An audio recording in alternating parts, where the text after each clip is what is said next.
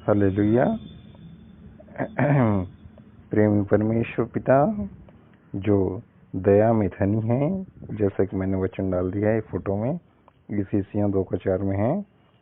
और प्रेमी परमेश्वर प्रभु यीशु मसीह जी और प्रेमी परमेश्वर पवित्र आत्मा प्रभु जी के अति पवित्र और सामर्थ्य नाम में आप सभी को जय मसीह की। आज की तारीख है मंगलवार 6 जुलाई 2021। मुख्य विषय है परमेश्वर पिता के बारे में अध्ययन। इसे यूनानी में प्रीटरोलॉजी भी कहते हैं। कृपया ध्यान दें, अभी हम जो सीख रहे हैं उसे सिस्टमैटिक थियोलॉजी कहते हैं, मतलब अपने परमेश्वर और अन्य विषयों के बारे में एक क्रम से अध्ययन करना। आज का विषय है 8वां पॉइंट पहुंचे थे हम, परमेश्वर की सामर्थ के बारे में देख रहे हैं, पावर ऑफ गॉड, 6वां भाग 6। तो परमेश्वर की सामर्थ के विषय में परमेश्वर का वचन हमें मुख्य 21 बातें सिखाता है, जिनमें कुल 50 से भी अधिक बातें हैं, जिनमें से अब तक हमने 13 बात देख चुके थे। आज उससे आगे एक बात और देखेंगे, तो 14वां पॉइंट में आए थे हम लोग। तो 14 पॉइंट है, निम्न 8 बातों के द्वारा परमेश्वर की सामर्थ्य प्रकट होती है या प्रकट हुआ। जिनमें से 8 बातें हैं, जिनमें से हम 4 बातों को ही देखेंगे आज। पहला पॉइंट है इसमें, परमेश्वर की सामर्थ्य उनकी सृष्टि के द्वारा प्रकट होती है। हालेलुया। परमेश्वर की सामर्थ्य उनकी सृष्टि के द्वारा प्रकट होती है। कहाँ लिखा है? भजन संहिता 102:25 में लिखा है, आदि में आपने पृथ्वी की नींव डाली और आकाश आपके हाथों का बनाया हुआ है। हालेलुया। यहाँ जो शब्द है, आदि में आपने पृथ्वी की नींव डाली, तो ये समय को हमें जानना महत्वपूर्ण नहीं है कि आदि में मतलब किस समय, बल्कि इसकी सच्चाई को जानना महत्वपूर्ण है कि सृष्टि में कुछ भी अनंत नहीं है, केवल परमेश्वर ही है। और सृष्टि में पहले परमेश्वर थे और परमेश्वर ने अपने वचन और सर्वशक्तिमान सामर्थ्य से दुनिया को बनाया। दूसरा पॉइंट देखते हैं, परमेश्वर की सामर्थ्य किस चीज में प्रकट होती है? तो परमेश्वर की सामर्थ्य सब चीजों को संभालने और उन पर शासन करने के द्वारा प्रकट होती है। ये कहाँ लिखा है? भजन संहिता 65:6-8 में लिखा है, आप जो पराक्रम का फेटा करते हुए अपनी सामर्थ्य से पर्वतों को स्थिर करते हैं, आप जो समुद्र का महाशब्द, उसकी तरंगों का महाशब्द और देश देश के लोगों का कोलाहल शांत करते हैं, इसलिए दूर दूर देशों के रहने वाले आपके चिन्ह देखकर डर गए हैं। आप उदयाचल और अस्ताचल दोनों से जय जयकार कराते हैं। हालेलुया। अब इन वचनों में देखिए, सारी परिस्थिति में परमेश्वर का नियंत्रण कैसा है कि वह अपने सामर्थ्य से पर्वतों को स्थिर रखते हैं और समुद्र और उसकी तरंगों के महाशब्द को और देश देश के लोगों के कोलाहल को शांत करते हैं। और यहाँ जो लिखा है ना, उदयाचल से अस्ताचल, मतलब जहाँ से सूर्य उगता है और जहाँ अस्त होता है, उसकी बात है। वह सबसे परमेश्वर जय जयकार कराते हैं। और जैसे भजन संहिता 66:7 में भी लिखा है, जो पराक्रम से सर्वदा प्रभुता करता है और अपनी आंखों से जाति जाति को ताकता है, हठीले अपने सिर ना उठाएं।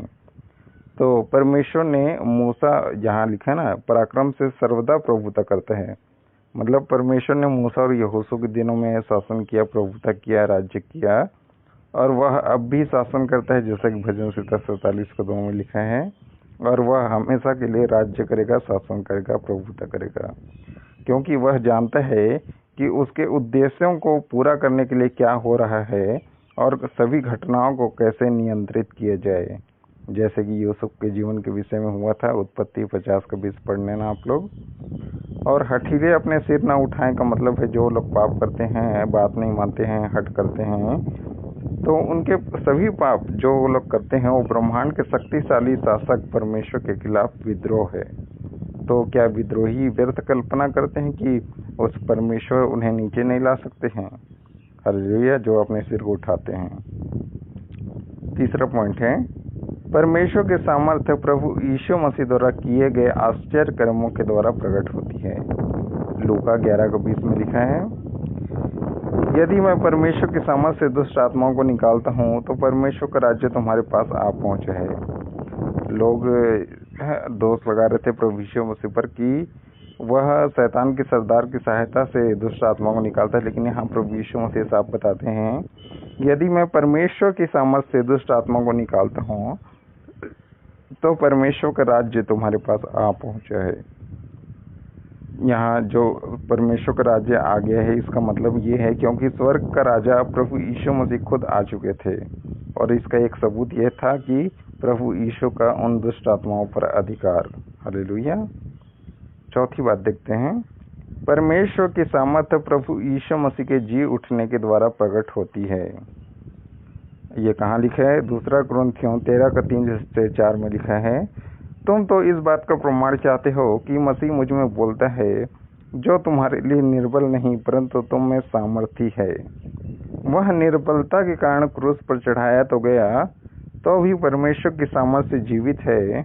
हम भी तो उसमें निर्बल हैं, परंतु परमेश्वर के सामर्थ्य से तो जो तुम्हारे लिए है उसके साथ जिएंगे। तो इस पत्र में, जो इस पत्र को लिखा है पौलुस ने 2 कुरिन्थियों में, तो वह अपनी प्रेरिताई के पक्ष में बात करता है। यदि वह दीनता और नम्रता के साथ आया था, लेकिन सामर्थ्य और अधिकार का प्रदर्शन नहीं किया था उसने। यदि वो दीनता और नम्रता के बदले वे अधिकार और सामर्थ्य का प्रदर्शन चाहते थे, तो वह देने के लिए उन्हें तैयार था, जैसा कि 2 कुरिन्थियों 10:1 में लिखा है। मैं पढ़ देता हूँ आपको।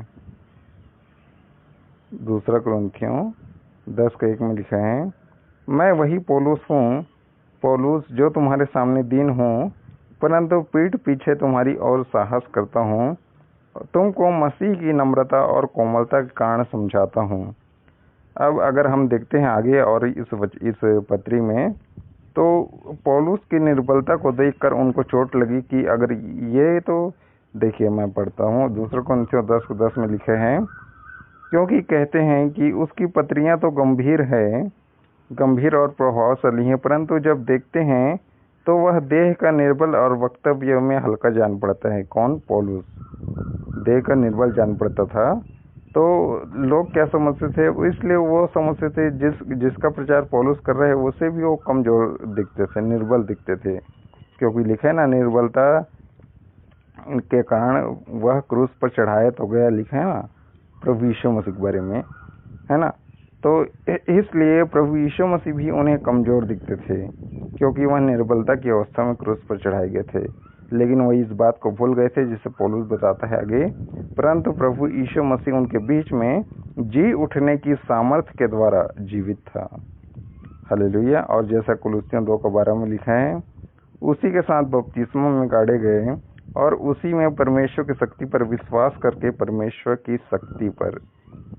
की सामर्थ पर विश्वास करके जिसने उसको मरे हुओं में से जिलाया, उसके साथ जी भी उठे। हालेलुया। यहाँ प्रभु यीशु मसीह और साथ में विश्वासियों की भी बात हो रही है। तो ये जानकर हमें कितनी बड़ी खुशी मिलती है कि हम उस परमेश्वर पर भरोसा करते हैं जिन्होंने प्रभु यीशु मसीह को शारीरिक रीति से जिलाकर अपनी सामर्थ्य दिखाई, और वही हमें आत्मिक मौत से भी जिलाते हैं, जैसा कि यूहन्ना 5:24 और रोमियो 10:9-10 में लिखा है। हालेलुया। तो आज के लिए बस इतना ही, आगे हम कल देखेंगे। तो प्रेम परमेश्वर इस प्रेम संदेश के द्वारा हम सभी को बहुत बहुत और बहुत आशीष दे। आमीन। God bless you all.